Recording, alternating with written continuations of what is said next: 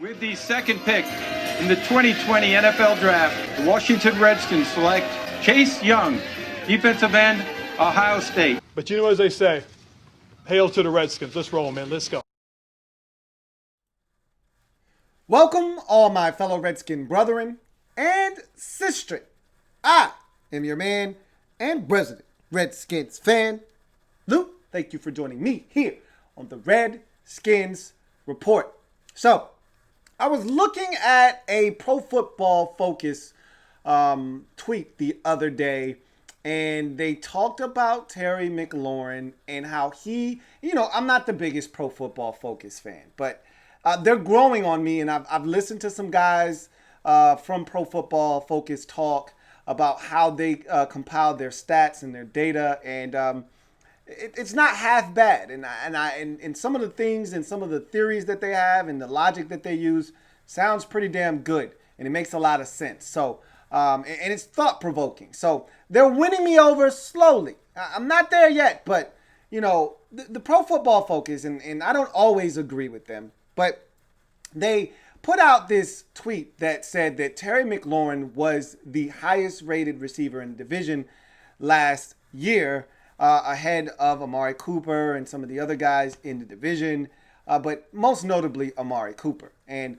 that got me to thinking, who's the best receiver? Look, we know who's the best quarterback in the division, or at least who I think it is. It's Carson Wentz. Dak Prescott's not that far behind, but it's Carson Wentz, and I think he's got a considerable margin and gap between he and Dak Prescott. But we'll see if he's able to hold on to that lead or not. Maybe Dwayne Haskins will take that away from him down the road, or maybe even Daniel Jones. Who knows? But we feel like we know who the best quarterback in the division is. How about the best running back in the division? I think that's a two-man race between Ezekiel Elliott in Dallas and Saquon Barkley in New York with the Giants. But when you get to receiver, I think a lot of people think, oh, it's obviously got to be Amari Cooper. Not so goddamn fast, my friends. Well, you know what? I go on record as saying Terry McLaurin's the best receiver in this damn division. If I had to take a receiver into one game and say, hey, I got to win this game, give me one guy in this division that I could take into battle with me, I'm taking 17 with me. I've seen Amari Cooper have tremendous games. I remember him as a Raider destroying the Chiefs on a Thursday night a few years back.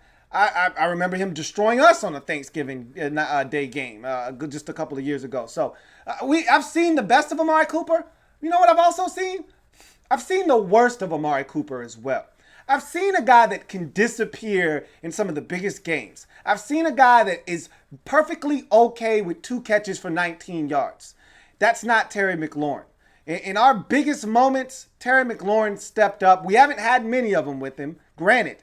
And I understand that you're going up against a guy with a body of work that extends 5+ years in Amari Cooper with some big numbers to boot, versus a guy that's only done it for 1 year in Terry McLaurin. But I tell you what, McLaurin stepped up in some games. And again, we didn't have many big spots.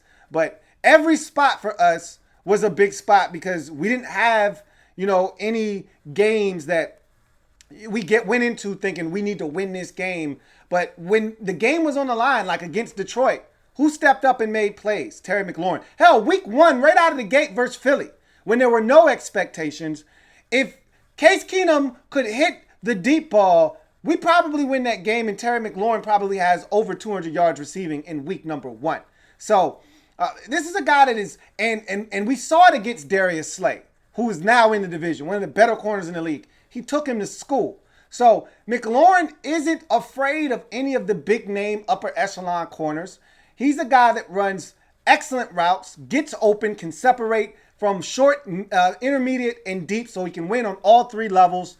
He's a guy that is great after the catch, probably boasts more speed than that of Amari Cooper.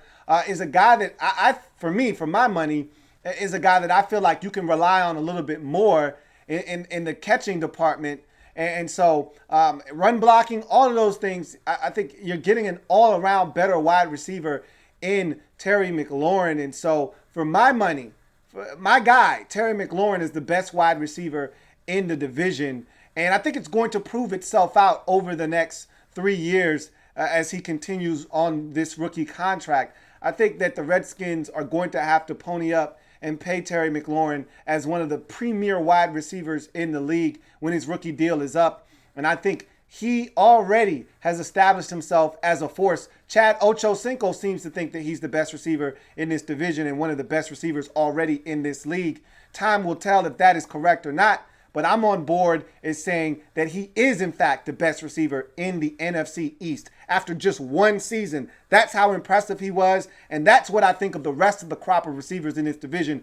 After 1 year, Terry McLaurin has already come out and declared himself as the number one wide receiver in this division. What do you guys think? Is Terry McLaurin the number one receiver in this division? Is he the best guy in this division, or is it too premature to label him as such? I'm going out on a limb. I don't care how thin that branch may be. Terry's my guy, and I know talent when I see it at the receiver position. This guy has it, and I think he is the best wide receiver in this division. Leave it down in the comment section.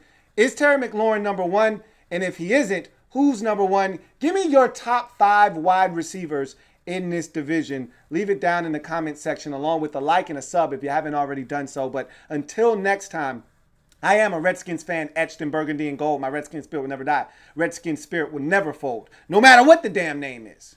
Hail to our beloved Washington Redskins. Until next time, you guys stay safe. Take care. We will reconvene on July 16th when we will be back live. Looking forward to that. Cannot wait. Bart Scott.